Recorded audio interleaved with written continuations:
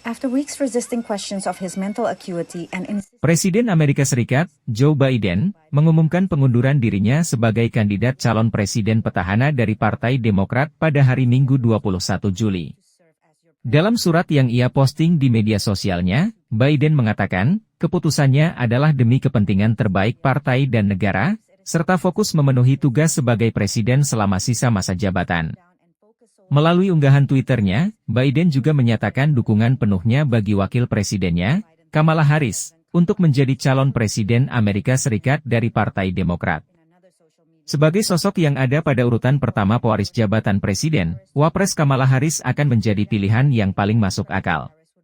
Sebanyak 58% pemilih Partai Demokrat menganggap Harris bisa menjadi presiden yang baik, menurut jajak pendapat terbaru dari AP North. Namun, hanya 30% penduduk Amerika secara umum yang berpikiran sama.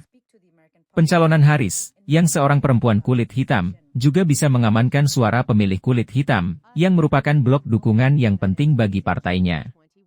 Meski demikian, Partai Demokrat mungkin juga ingin menghindari kesan tidak demokratis dari penobatan Harris secara otomatis sebagai calon presiden, terutama jika ada sosok lain yang ingin maju. Kandidat lain yang dimaksud diantaranya Gubernur California Gavin Newsom, Gubernur Pennsylvania Josh Shapiro, dan Gubernur Michigan Gretchen Whitmer.